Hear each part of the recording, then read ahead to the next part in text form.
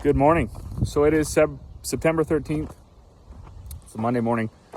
We didn't do much combining the last few days. We did get the oats finished. All the oats are dried. Everything dryer related is cleaned out. All the trucks are cleaned out, and we're going to switch now. So our wheat harvest is done. Our oat harvest is done. The last few days we've been waiting on the crops to dry out and mature a little bit because we got about half an inch of rain over the weekend and last week. So we had made our run down to central Alberta, pick up some IBC totes. We got our one type of molasses all pumped out, the stuff that does get thick in the winter. We put that all into these totes over here. There's 6 totes of that. And then we got the tanks ready to get another load of cattle molasses. We geared up this way this year because of the feed shortage.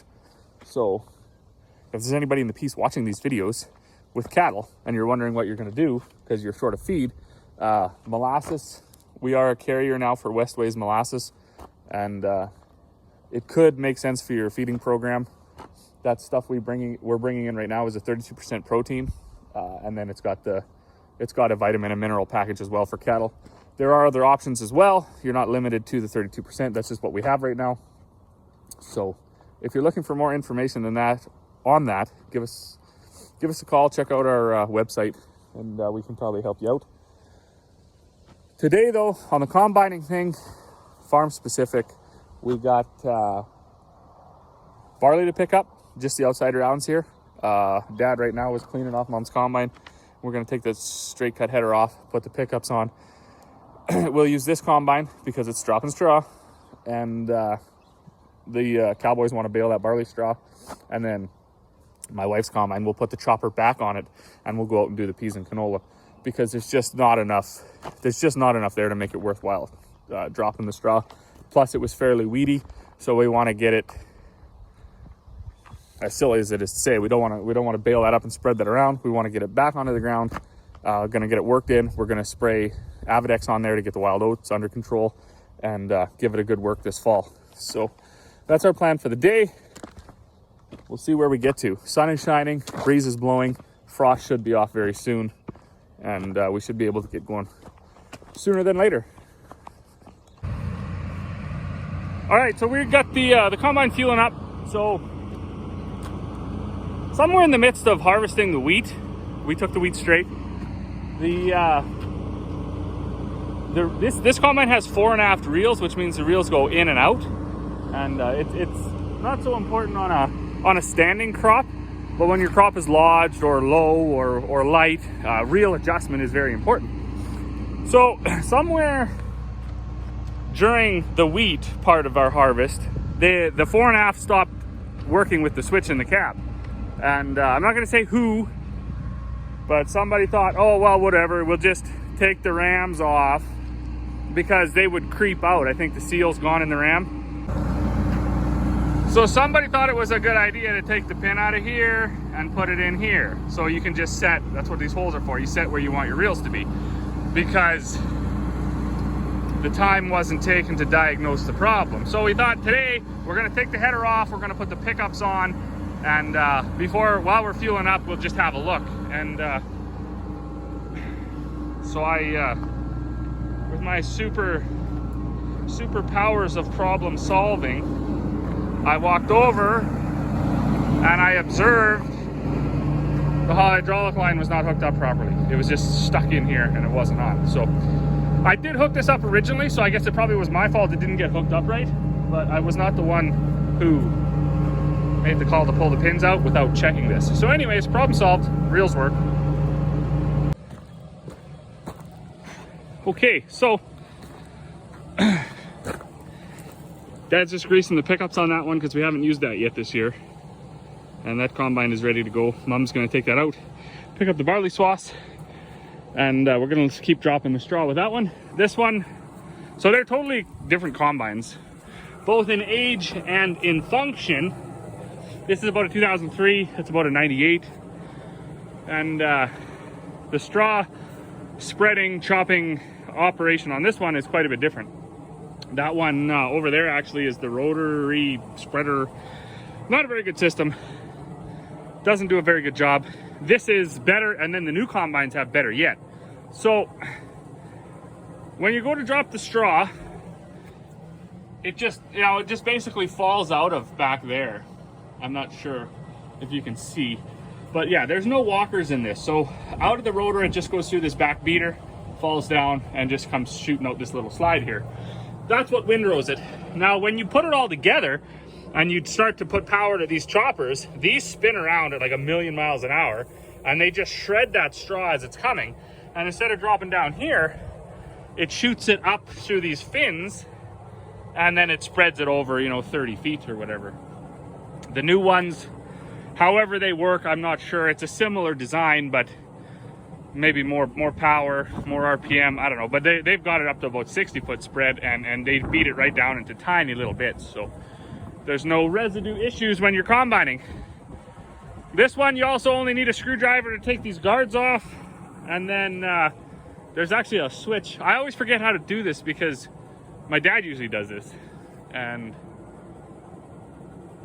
he knows more of the process. It's not very complicated, but you got to pull these pins and they're stuck. So I think, and then this, I don't even know how the belt goes. There's usually a picture of the belts, but I think that's, I don't know, that might work. Maybe it goes around this way. I don't know, we'll see. So we are filling molasses totes. This is also becoming like an everyday thing, which is good. So there's always lots going on. Everybody's doing all sorts of things here. But here's the switch for that, and now it should go down. And then we'll have to see. I got that belt way wrong. Way wrong. Oh boy.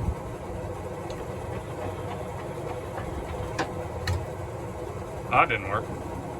That didn't work at all. Look at that thing. That ain't gonna work. Oh, I wish my dad would just do this. Maybe that didn't work either. I might have to find a book, unless. What the hell? Oh, this thing. Yeah, you got to pull this thing. That's the other trick. Oh, that didn't work either. Oh, yeah, I got to put my phone down here a minute. There's this whole lever gizmo that has to be involved in the operation. Okay, I got it. I had to come over though and look at the picture. That's one nice thing they did. You know, they give you all the belting, how all the belts run, grease points, and got it figured out. So this should be ready to go. I got to slap the guards back on. Hey there. So we got our molasses done. We got our combine switched over, one to barley, one to peas and canola. We did get out there and we did get it tried. Unfortunately, there will be no more peas and canola today. The peas are dry, the canola won't test, and there's one or two green ones in there. So hopefully if we leave it for another few days, it's probably just not ready. It's just not cured down yet. So we'll have to leave it for a little bit. But Dad was picking up those swaths. They were testing about 19, which isn't terrible, seeing how they got a lot of rain the last like 4 days. I mean, they got like half an inch of rain.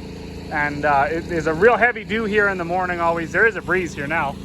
So once he gets his outside rounds done, I expect we'll put the straight cut header back on, and then we'll see how the standing stuff goes, and get the dryer going again. So always farming is such a fun thing when you plan your morning, and by you plan your morning around 7-8 o'clock, and by 10 o'clock the plan is completely changed. So you have to adapt, be able to get things set up for something completely different than you had planned to for the day. So this is what we're doing now. Looks like the old baler man started on fire, so we are on a rescue mission. I'm not even sure if there's a fire extinguisher on this combine, but we'll get up there and have a look.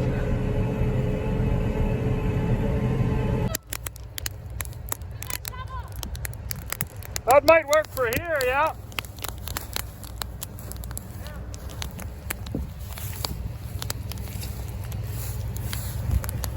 Yeah, shit's on fire. Crazy. See, there's never a dull moment in ag, so Cori ran home to get the water trailer so we can extinguish.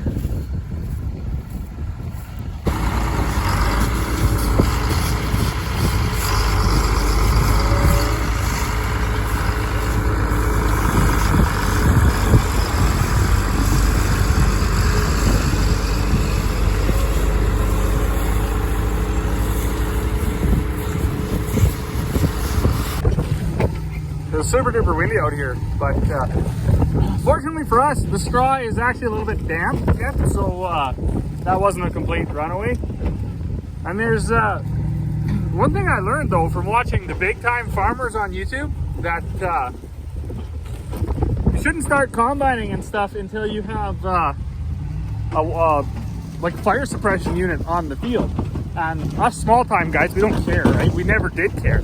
But I started watching these big guys and I was like, you know what, actually that's a pretty good idea. And so this is our sprayer trailer, but we leave it full of water and we leave it rigged up with fire hose just in case, because most of our fields are close to here. And today it paid off.